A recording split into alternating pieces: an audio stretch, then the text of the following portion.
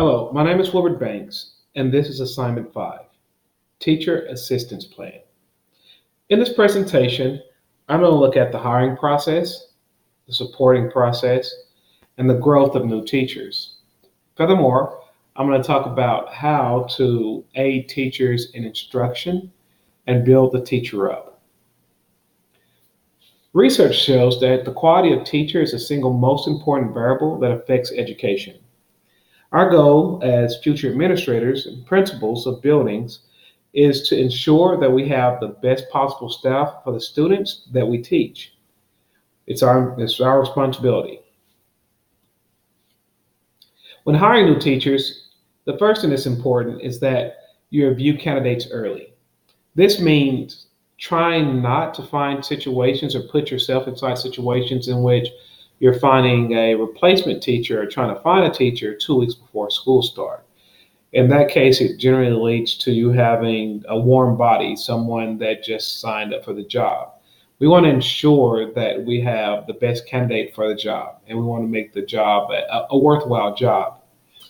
So, the first thing that's important is that push pay incentives for teachers retiring or leaving. Many school districts have incentives in which there's no penalty for teachers that are going to leave um early as long as they put their letter in early. So if a school district has that ability to do that, it's important to push those so you can see what openings you have early. So therefore, you can start trying to find the best fit for your school. That also gives yourself time to perform the recommended background checks and check references, which is extremely important. There should not be a time in which administrator does not check references or do not do a background check. Those things, just simply calling a previous principal or calling a cooperating teacher or someone that knows the candidate and getting a background, information about where they came from, how they interact with people prior to this job that they're seeking. That's important. Narrow the numbers based on the best fit candidates. And in order to do that, you have to have time, which goes back to, ensuring that you know what you need early if possible. The next thing is create opportunities for multiple interviews with principals. And then on top of that, try to get the team involved, the team that they're going to be working with. If I'm teaching physics, the physics team should be part of it. If I'm teaching English, the English team should be part of it. If I'm teaching third grade, the third grade team should be part of it. Uh, as mentioned in that last slide, the aspect of getting team members involved in the process is very important, which means that you have to set up several interviews. And that's important as well. Sometimes you have situations in which principals on their last leg and they're just trying to find someone. Now you hear stories about, a teacher just walking in, a candidate walking in and looking for a job, and the principal hires the person on the spot with not a lot of evidence that the person's a good fit. So it's important that a process is actually developed, and that process should include having several interviews for that person. The team members being involved in the process is extremely important, especially when we're talking about collaborative experience. So in this case, the team knows, they understand what type of elements they need to work with. So that's a big part of it. So the principal should interview the candidate first, then followed by team member interviews. Ensure that the candidates are familiar with vocabulary that's adapted by the campus culture. In that case, the team could describe that, like, hey, we have professional learning communities. What does that mean to you? And that's going to be a big part of the next slide as well, asking the correct questions. Furthermore, the team can discuss their norms and expectations and get a feel on how the candidate will adjust to that. Remember, these guys are going to be working together. The team is really important to being part of that interview process. That's left out a lot of times in many of our traditional schools, which therefore many times hurt teams. There's been many situations in which I think that many great teams could have been formed, developed, or very poor working teams kind of been avoided simply by the fact of getting the team itself involved in the hiring process. Furthermore, you have to ask relevant questions. So sometimes you get wrapped up inside kind of like the basic, simple questioning that you can find from school to school. I think it's important that you ask relevant questions that are based off your campus and your campus needs in regards to that candidate. So ensure that that's the case. The questions that you ask are important questions that relate to your specific needs and what you need and what you're looking for. The other thing is, and it's mentioned inside the text as well, avoid one word response questions. Um, they talk about using scenarios and set up a scenario and asking questions like, how would you approach this or what would you do? Being able to define certain terms, like if you're working on a campus in which professional learning communities is a big thing, and you have a candidate that's said they're familiar with it, how that person describe how does a professional learning community look? How does a PLC look? How would they interact in a PLC? And in that case, you get a better feel for that candidate instead of the fact of just a single word response. You can't get a lot from that. Create a list of questions that you will ask on a notebook or digital pad. When I first started myself, my principal involves me in many of our interviews from athletics to science. And originally, I had just some random questions, and they were not very specific. But I think it's very important that you have your go-to list of good questions that are specific for your for things that you're looking for, and keep a notepad of those. I'm a notepad person. Some individuals like having a digital pad for that as well, and that's okay as well. But keep good notes as well. So after you ask these questions, it's important that you're listening, that you're really listening, that you're giving that person time to express their real response, and then on top of that, pick up on nonverbal communication as well.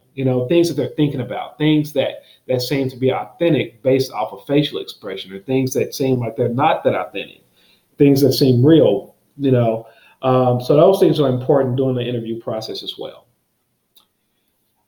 After hiring the teacher, I think the next thing that's really important is being able to support that teacher, to provide that teacher with things that teachers need to be successful. Um, I think the first thing doing that is developing a meaningful mentor program. I've been involved in many mentor programs in which either one or two things happen. Either you have a mentor that's not in on the program, and they're just there, and they're going to do the minimal, and they're going to tell you like, hey, here's the deal, we're stuck together, we're going to talk for a little bit, and we're going to kind of fudge some of this stuff, and we're going to kind of get on with our lives, and you probably don't want to meet, I don't want to meet. And as a result, obviously, that does not lead to the growth, especially if you're talking about a brand new teacher, someone that's new to the profession. So the big portion that you get from this is that you have to have a meaningful mentor program, in which means that the mentors are invested in it.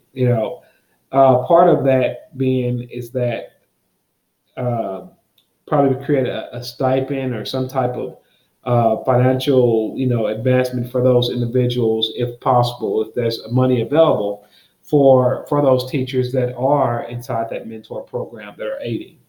Um, I think I mean, this is really, as I write this down, the second bullet, create a common planning team. This is a must. This is not like an option of like, maybe you should. If you're a new teacher and you're working with other teachers, or there are other teachers teaching the same curriculum that you're teaching, you have to have common planning teams. And that teacher has to be involved with those common planning teams. And that teacher may not know a lot, but that teacher has to have some type of responsibility within that team in order to grow and figure out like really what's going on in education, so they have some resources there that are there. Um, New teacher support as well. Schedule time to meet with the new teachers and discuss concerns, experiences, and celebrations. Um, I think about the first one. I've been teaching for a while, but this is something that I think that if I could reflect on, if I had a mentor or a principal that's called me in just simply to ask me, how are things going? What's some things that you need help with? Or what can we do to help you? Or what are some things that are missing? Those things are very important. But on top of that, obviously the big thing are celebrations. People love celebrations. Teachers love celebrations. Like, hey, you raised your collaborative assessment that you guys gave inside your anatomy class by 10 points. I'm impressed by that. You're doing a good job. You're heading in the right direction. And those things are important. Create a separate evaluation system for new teachers. I really believe, and this is something that you hear a lot of teachers kind of complain about, but I really believe that there should be a new or a different evaluation for teachers that are new. And it could be part of the system that you have. It could be part of the T-test, but this has to be something that's very highly focused on the coaching aspect of either team leaders or principals or any type of someone that has training in T-tests or evaluations, that they can get a lot of input for that to that person and give them a chance to grow. And the whole purpose there is growth and reflection and giving that person direction.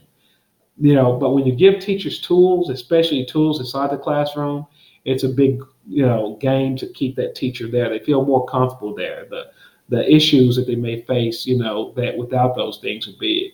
And therefore, obviously, what we want is teacher longevity. Reduce first year teacher loads. Be transparent with veteran teachers. So what I mean by that is that obviously if you reduce a first teacher load, you're going to hear veteran teachers say like, well, this isn't fair. This teacher doesn't have as much. And I think the transparent part of saying like, hey, this is why we're doing this, or this is why this is important, but we need you guys to be part of this process, going back to that team and collaborative spirit of aspects, then you can kind of get, the team involved into it as well. But it is going to be very important that if you're going to do that, that the veteran teachers, they understand what's going on, that it's not a secret, that it's something that's not hidden from them. Once you have these teachers, professional development, how you get these teachers up to par on what's going on or help them out with additional things. So the first thing is create professional developments that are specific to new teachers' needs. The textbook mentions asking several questions to try to figure out what are some things that teachers are struggling with, and then take the answers to those questions and create professional developments that are based on the actual needs of the teacher, which is very important because sometimes we have professional developments that are not based off the needs of teachers.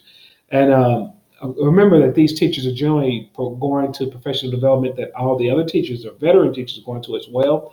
So there should be specific professional development for these teachers to help them grow in things that they are lacking.